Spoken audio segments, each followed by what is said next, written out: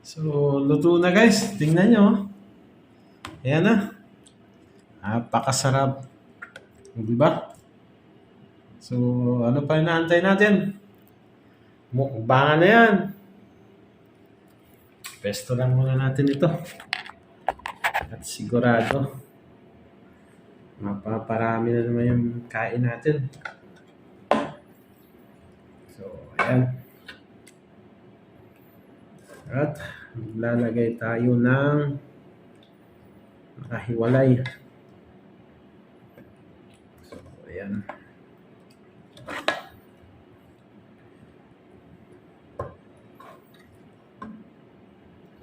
May sili, may manok, may itlog. So, kainan na to. Ayan. No! This is a remix. Prepare for launch in 3, 2, 1.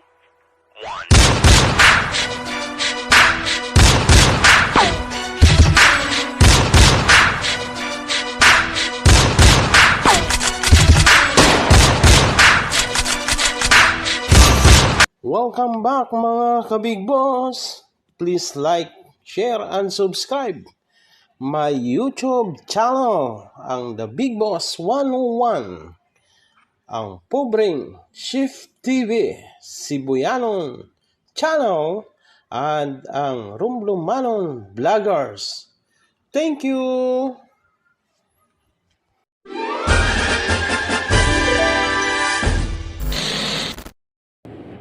So, yun na nga. Good evening mga kapatid. At dahil Tuesday ngayon, ng gabi, siyempre, bukas, may trabaho na naman. At kailangan natin itong lutuin yung biyayang bigay sa atin ng ating buting kapatid na si Abderrahman. So, ayan, daming manok. Manok yan at manok din yun. So, ibig sabihin, napakarami ng binigay niya ngayon nung nakaraang linggo ay baka. So, ayan, tingnan natin kung ano ang kalalabasan ng ating luto. So, bibigyan natin siya ng lasa mula dito sa mutton curry. So, magdalaga tayo ng itlog. At may patatas, hindi na natin inubos kasi nag-iisa lang naman tayo. So, dinamihan natin yung kamatis. May luya at maglalagay tayo ng aroma ng dahon ng yan, sarap din yan. Pampasarap. At sibuyas. Siyempre sili, bawang at paminta. At ito, magic sarap. So, at the same time, maglalagay tayo ng beans. So, kompleto Ricardo na tayo. So, yan. Let's go. Nag-aantay na sa atin yung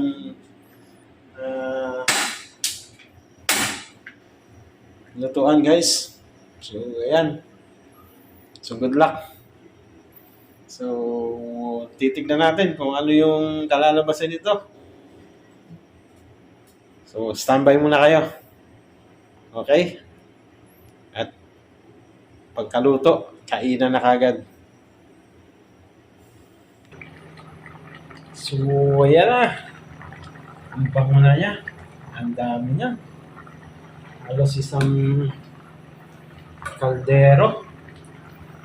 Hindi natin nubos yung manok.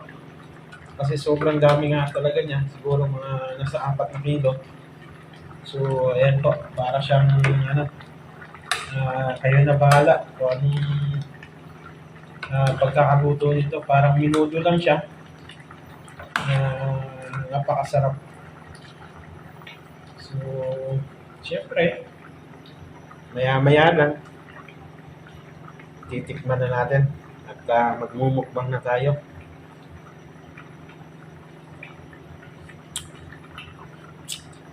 Panalo.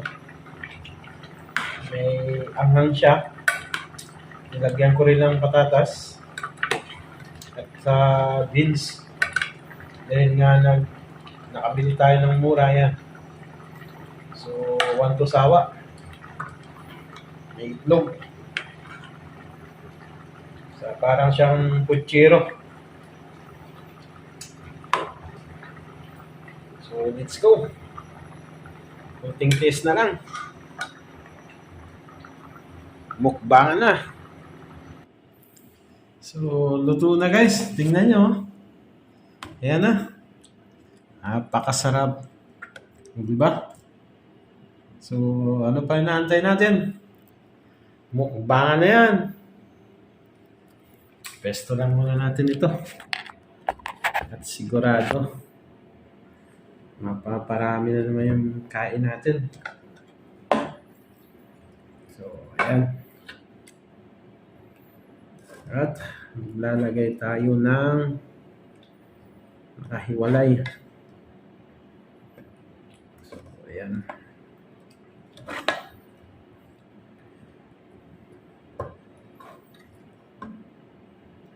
May sili, may manok, may itlog.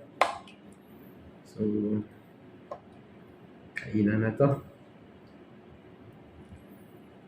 Ayan.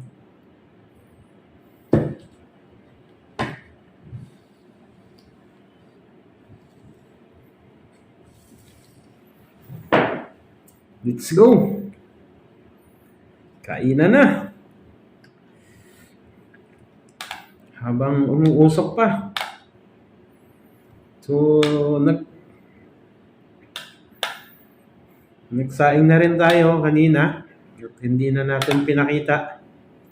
Pero syempre, yung pinaka main event natin ay yung magluluto tayo ng putserong manok. So, umpisahan na natin. Alam na, kasunod nito. Bismillah. Tubig nga pala natin. Magkakamay lang tayo, mga kapatid, para ramdam natin yung sarap. Ayan na. Bismillah.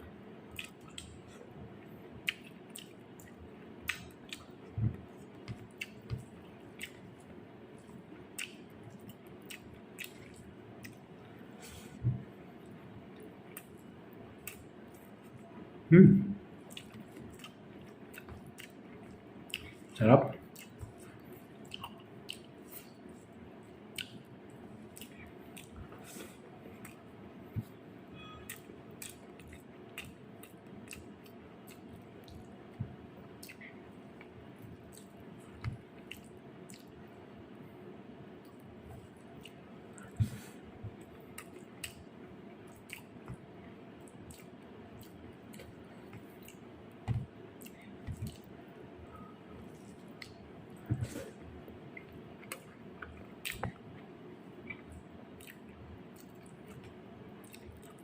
Yung beans, yung anghang niya, yung pinaka-chicken na curry niya, yun yung malalasahan mo.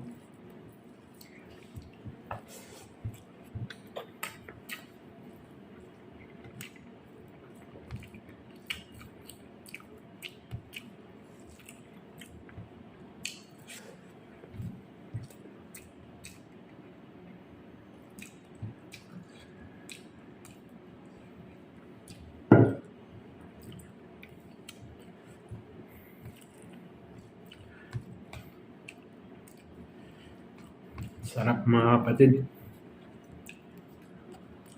So ayan. Papakita natin yung pinaka main event.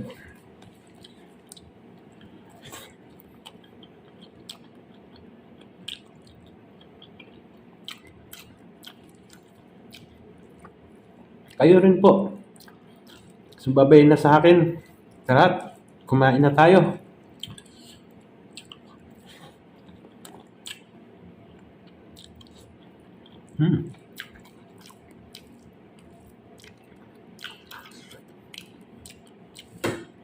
Log.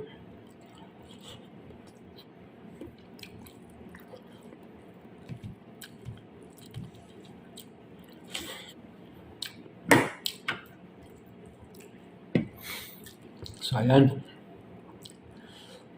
Tuloy, nag-iisa lang tayo kasi yung mga kasama natin ay may mga kanya-kanyang schedule din sa pagpasok. Kaya, ganyan kahirap dito sa Saudi Arabia, lalo sa katayuan namin.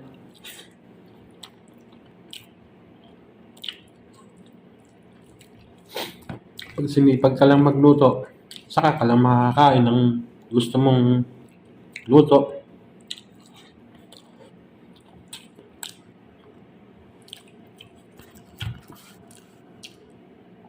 Kaya mostly, yung iba, sa labas na kumakain.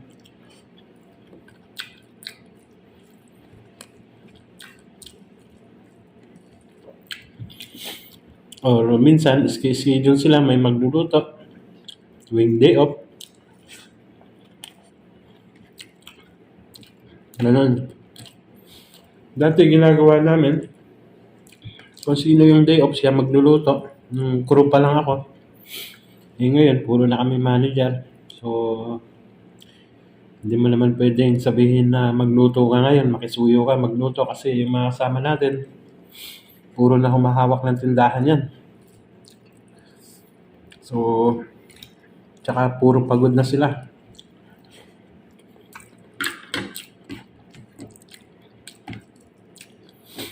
Minsan may mga krusya na sila na nagluluto.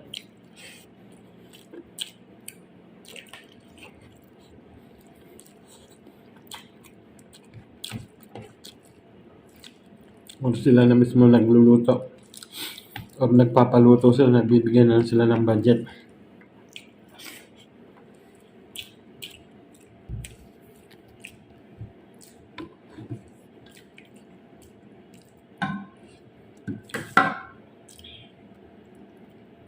So, ganun.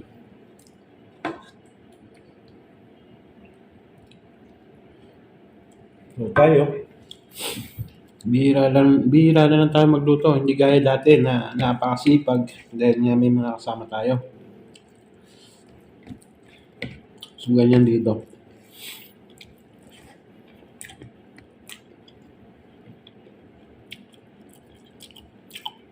At siyempre, huwag po natin kalimutang magpasalamat sa ating nag-iisang Diyos sa lahat ng mga biyaya na natatanggap natin. Biyaya na pangkalusugan, financial man yan, at sa pamilya. So, alhamdulillah, dahil nakasurvive pa rin tayo. Ika nga, marami ang nagugutom, marami ang naghahanap ng trabaho. Pero tayo ito, awa ng Diyos, at tayo ginagabayan niya.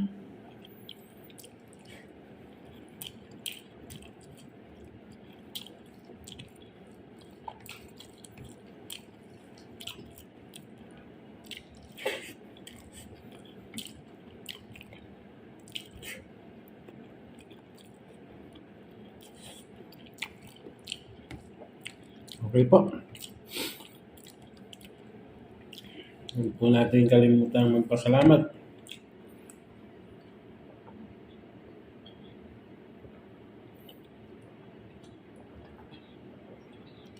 Dahil ano man ang nasa harap natin ngayon, ano man ang kinakaharap natin sa ngayon, yan ay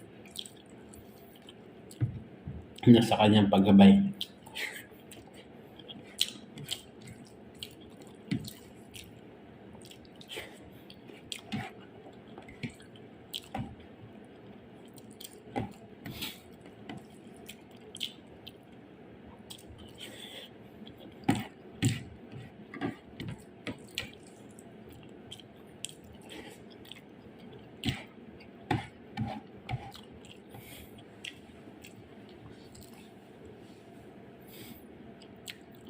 Masarap yung binigay, maganda yung binigay ni kapatid na Abdurrahman dahil yung manok hindi mo na kailangang hiwain at saka purong laman. Wala na siyang buto. Walang balat.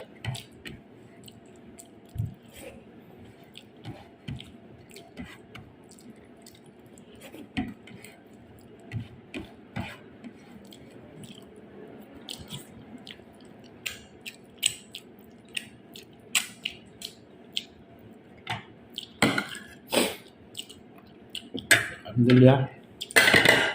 Tayo natapos na. So, ayan. Taog yung bangka.